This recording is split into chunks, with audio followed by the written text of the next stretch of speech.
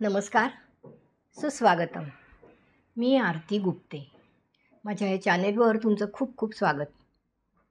आज प्राची गडकरी यांनी लिहिलेली एक कथा म्हणा किंवा लेख म्हणा मी तुमच्यासमोर सादर करत आहे. जी कथा आहे ती पुंडलिकाविषयी आहे आणि शीर्षक देखील पुंडलिक आहे.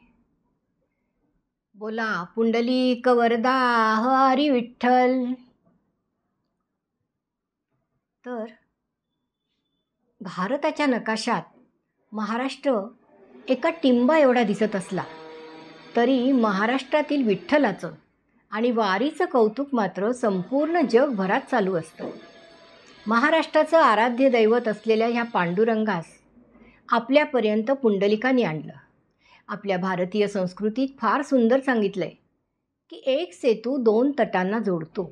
त्यामुळे जेव्हा कधी तुम्ही ह्या तटावरून त्या तटावर जाल तेव्हा आधी त्या सेतूला नमस्कार करा, कारण त्या सेतूमुळे तो दुसरा तट तुम्ही पाहू शकलात. पुंडलिकसुद्धा अगदी ह्या सेतूप्रमाणे आहे, आपण आणि विठ्ठल यामधील सेतू.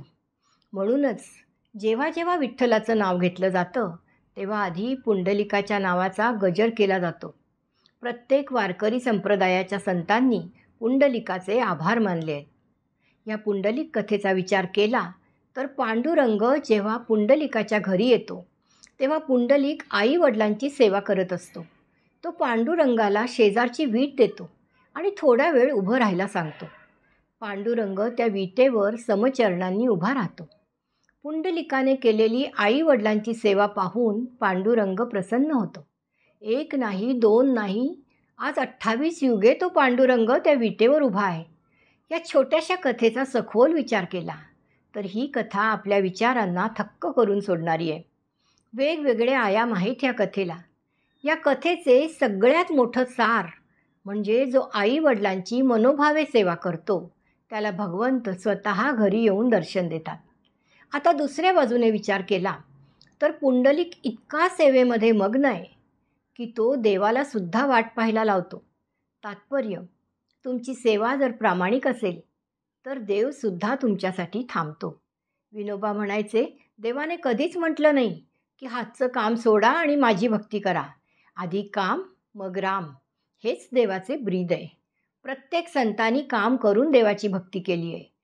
देवा इतकंच संतांनी कामाला महत्त्व दिलं आहे.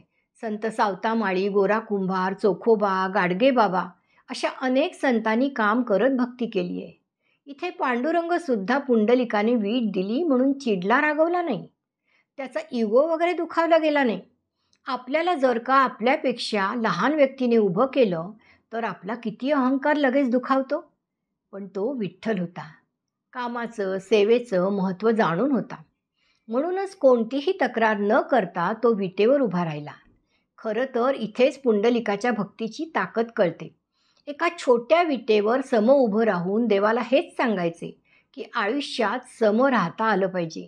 किती छोटी छोटी संकटं आली तरी डगमगून जाऊ नका. सखोल विचार करा. आपण कोणताही काम करतोय ते पहा. आधी त्या व्यक्तीची कामाची ताकद ओळखा. प्रामाणिकपणा ओळखा. चांगल्या माणसांना कधीच सोडू नका. किती कमालीची गोष्ट की 28 युगे तो विठ्ठल उभा आहे पुंडलिकाची वाट बघत.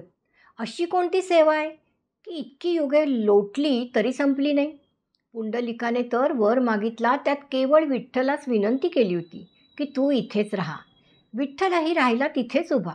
ह्याचं कारण म्हणजे ह्या कथेत पुंडलिक सेवेचे प्रतीक आहे.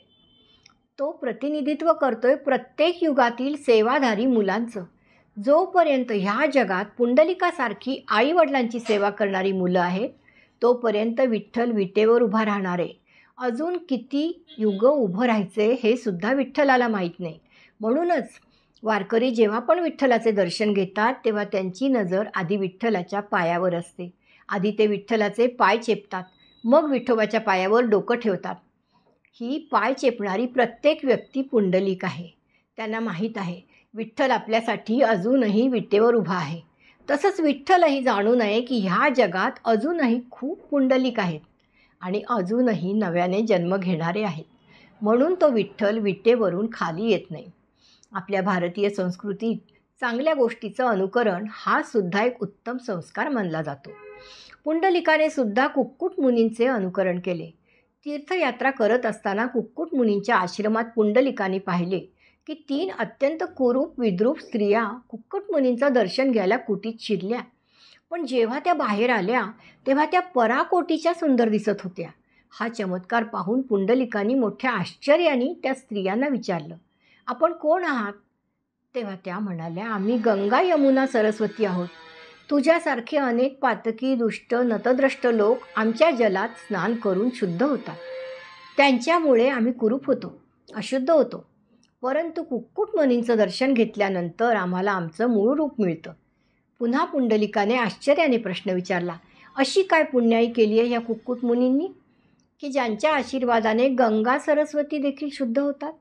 तेव्हा त्या नद्या म्हणाल्या, कुक्कुट मुनींनी माता पित्याची उत्कट सेवा केली आहे. त्या क्षणीच पुंडलिकामध्ये परिवर्तन झालं.